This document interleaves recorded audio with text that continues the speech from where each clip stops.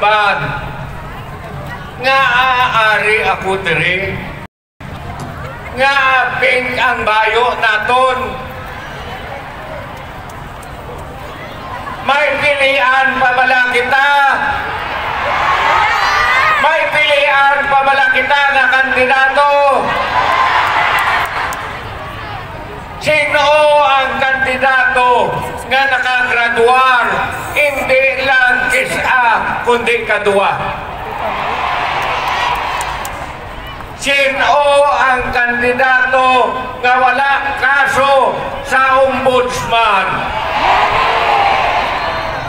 Sino ang kandidato na may plano para sa gobyerno sa bungsod? Sino ang aton kandidato? Sino imo kandidato? Sino itulong ta sa Malacanang? Obdan ninyo ako? Obdan ninyo ako? Obdan ninyo ako? Kay sino ninyo ako obdan? Sino itulong ta sa Malacanang? Ayong hapon sa inyo tanan. Maraming salamat, Mayor Jerry Trias. Congressman, 2nd District Congressman Mike Goriseta, 3rd District Congressman Nonoy Defensor, ang ating pong mga mayors, maliban kay Mayor Jerry, nandito din po si Mayor Karina Flores ng Oton, nandito din po si Mayor Suzette Alquisada ng Bigbawan, nandito din po former Mayor Juancho Alvarez ng Ahoy, kasama din po natin Board Member Mark Palabrica. Yung pagbisita ko po ngayong hapon, talagang pasasalamat po ito sa mga naga-house to house. Pasasalamat ito sa lahat ng ating supporters na mula po nung nag-announce tayo ay talagang grabe na yung sakripisyo. Karamihan ay mga abonado. Marami po tayong mga grupo. Kanina po nag-perform yung mga Doctors for Lenny. Nag-perform yung UP Alumni for Lenny. Nag-perform po yung Angel. Nag-perform yung... Ano yun? Mamaya na tayo sumigaw. Mamaya na. Dumating din po Congresswoman Jamjam Baronda. Maraming salamat. Maraming salamat po. Gaya ng sabi ko, nandito ako para magpasalamat. Parang first time in history na nag-house to house ang para-presidente dahil ang pinakakalaban natin ngayon, fake news sa kakasalingan. Alam niyo po na bago pa man yung campaign period, grabe na talaga yung disinformation.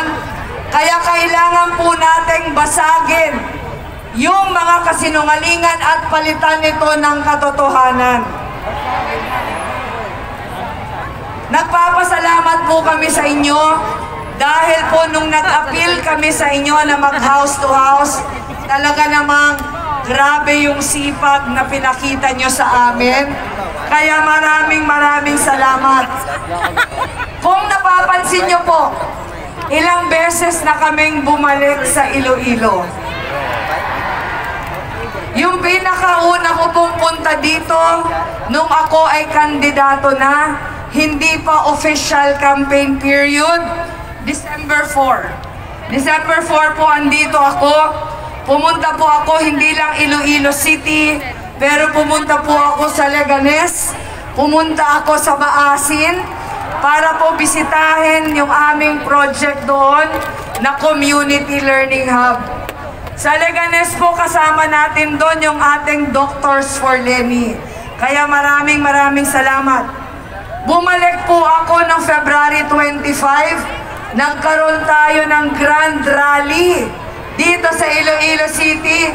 Nag-attend ba kayo noon? Yes! Ang saya, di ba? Masaya siya kasi walang pilitan, walang bayaran yung pagpunta.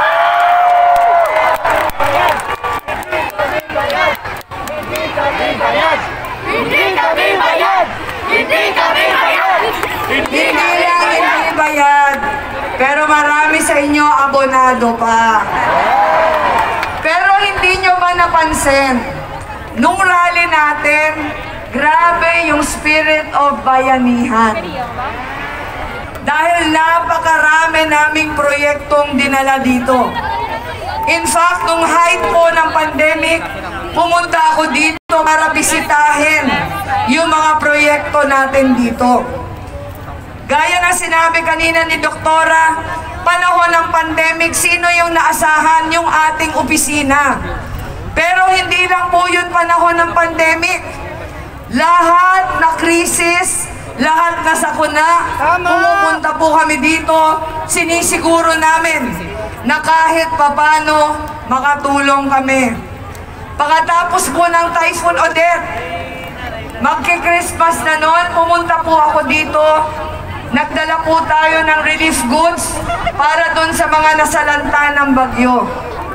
Hindi lang po yun. Nung pagpunta po namin dito ang February 25, marahil karamihan sa inyo, nakita lang yung malaking rally natin dito sa Iloilo City. Pero bago po nun, may 6 na iba pang munisipyong pinuntahan tayo. Pumunta po tayo sa Oton, umagang-umaga kasama natin si Mayor Karina. Pumunta po tayo sa Concepcion, kasama natin si Mayor Raul. Pumunta tayo sa Ahoy, ayun si former Mayor Juancho, nandun, saka si Mayor. Sa Pasig, pumunta tayo, volunteer-driven yung ating programa doon. Sa Pototan, pumunta tayo. Santa Barbara, pumunta tayo. Bakit ba tayo nagpapagod ng ganito? Bakit ba hindi tayo nakontento na isang malaking rally lang? Dahil po ganito yung pamahalaan na pinapangako namin sa inyo. Isang pamahalaan na gobyerno ang lalapit sa tao. Sa 6 na taon na panunungkulan ko bilang Vice President, mahigit kalahati noon nasa mga pinakamalalayo akong mga komunidad. Mas mahirap puntahan, mas tinutulungan.